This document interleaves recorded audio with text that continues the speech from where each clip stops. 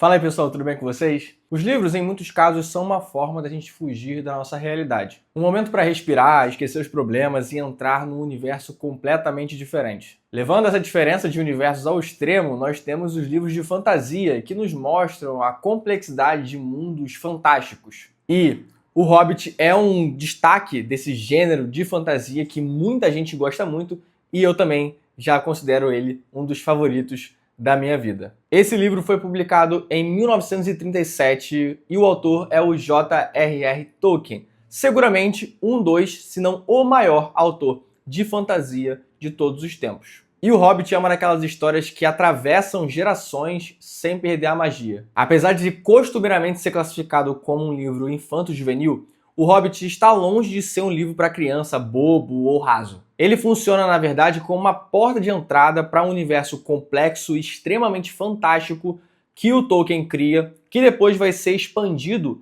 em Senhor dos Anéis e em toda a mitologia da Terra-média. Nesse livro aqui, o autor vai trazer pra gente uma história que vai envolver aventura, humor, suspense e uma reflexão sobre amadurecimento, coragem e identidade. A história acompanha Bilbo Bolseiro, um hobbit que vive confortavelmente numa região chamada de Condado, que é um local onde outros hobbits também habitam. Esse local ele é organizado, pacato e previsível, tudo o que ele mais valoriza na sua vida. Os hobbits são criaturas previsíveis, que prezam pela rotina, pelas refeições nos horários certos e pela ausência total de qualquer aventura inesperada. Bilbo, portanto, não poderia ser menos afeito ao heroísmo. No entanto, a sua vida tem uma reviravolta quando o mago Gandalf, que para mim é um dos melhores personagens dessa história, e 13 anãos surgem inesperadamente na sua casa. Eles então o convidam para uma jornada perigosa em busca de um tesouro roubado pelo dragão Smaug.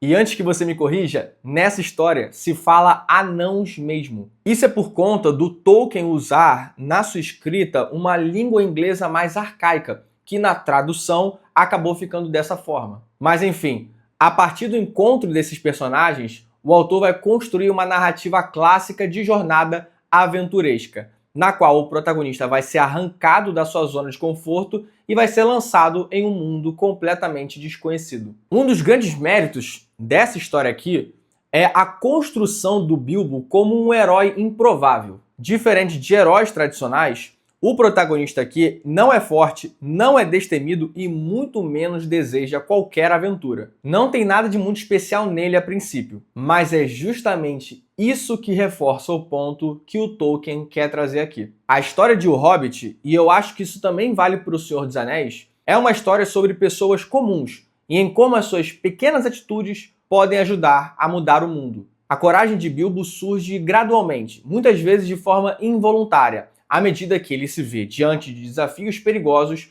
em que ele tem que se salvar e proteger os outros. Ao longo da narrativa, o Bilbo vai passando por um amadurecimento silencioso, em que a sua astúcia, inteligência e empatia vão ser mais importantes do que a sua força física. O tom da narrativa também é outra coisa que merece destaque. O Hobbit tem uma pegada de escrita muito leve, irônica e, em alguns casos, quase inclui o leitor na história. O Tolkien conversa diretamente com quem está lendo essa história, faz comentários, antecipa acontecimentos e a sensação é como se a gente estivesse vendo uma história sendo contada perto de uma fogueira. Eu consegui até imaginar uma música de fundo enquanto eu estava lendo esse livro. E não, eu não estava usando alucinógenos durante a leitura. A todo momento que eu li esse livro, só passava pela minha cabeça aquela melodia dos hobbits tocada numa flauta que aparece no filme O Senhor dos Anéis.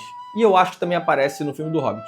Apesar dessa leveza, o livro não foge de alguns temas mais sombrios e profundos. Ao longo da jornada surgem algumas reflexões sobre ganância, poder, amizade e moralidade. O dragão Smaug, por exemplo, ele não representa somente um obstáculo físico a ser superado ali na jornada do herói, mas também ele é a personificação da avareza absoluta e do poder destrutivo quando você tem um acúmulo inútil de riquezas. Da mesma forma, o conflito final envolvendo anãos, homens e elfos questiona a ideia de posse e mostra como o apego excessivo ao ouro pode corromper até mesmo aqueles que inicialmente eram considerados justos. Tolkien então vai construir esses dilemas de forma muito acessível, sem discursos longos, mostrando muito mais isso através da ação dos personagens. Outro ponto central desse livro aqui é a ambientação da Terra-média. O livro por si só não é curto, ele tem cerca de 300 páginas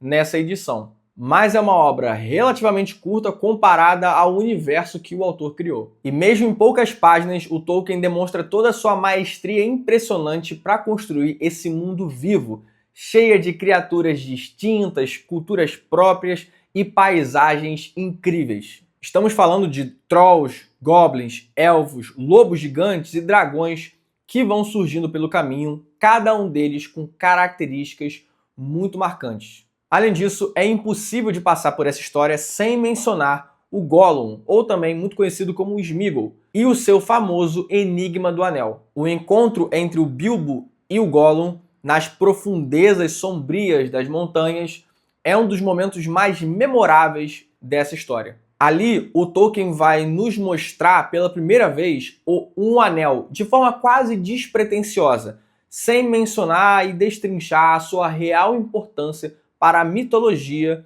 desse universo. E a cena dos enigmas que o Bilbo tem com o Gollum é um momento muito importante na trajetória desse personagem, onde ele se vê completamente sozinho diante de uma criatura muito estranha, tendo que confiar somente na sua sagacidade para se salvar. Esse episódio funciona como um divisor de águas para o Bilbo e, ao mesmo tempo, é um dos pilares que vai conduzir toda a mitologia da Terra-média. E Bilbo, ao final da sua jornada, não se torna um grande guerreiro, mas alguém que consegue compreender o valor da paz, do diálogo e do desapego. Da mesma forma que Heráclito disse que ninguém pode entrar duas vezes no mesmo rio, o retorno de Bilbo ao condado traz um sentimento agridoce. Ele não é mais o mesmo hobbit que partiu no início da jornada e o mundo parece menor depois de tudo que ele viveu. Essa sensação de deslocamento pós-aventura é tratada com muita ternura e traz uma profundidade emocional para o final dessa história e desse personagem. E eu posso me arriscar que nem você será o mesmo depois dessa leitura. Por fim, O Hobbit é um livro espetacular, com um universo incrível e com uma jornada de transformação. É sobre pessoas comuns que podem ter feitos extraordinários quando confrontadas com o desconhecido. Seja como uma introdução à mitologia da Terra-média ou como uma história independente, O Hobbit permanece como uma obra essencial da literatura fantástica, capaz de encantar, divertir e provocar reflexões, mesmo quase 100 anos após a sua publicação. E é isso, pessoal. Se você gostou do vídeo, não esquece de curtir ele e de se inscrever no canal, assim você acompanha quando novos vídeos saírem por aqui. Comenta aí embaixo também se você já ouviu falar desse livro, se você ficou interessado em ler, ou se você já leu O Hobbit ou qualquer livro do Senhor dos Anéis. Vamos conversar um pouco mais nos comentários. Ah, e se você gostou e quiser comprar esse livro ou qualquer outro livro e qualquer coisa da Amazon, por favor, te peço para utilizar o meu link de afiliado que vai estar na descrição desse vídeo. Qualquer compra que você fizer por lá através desse link, eu vou ganhar uma pequena comissão que já vai me ajudar bastante aí e vai me dar uma moral para seguir com esse trabalho. Eu vou ficando por aqui, um abraço, valeu!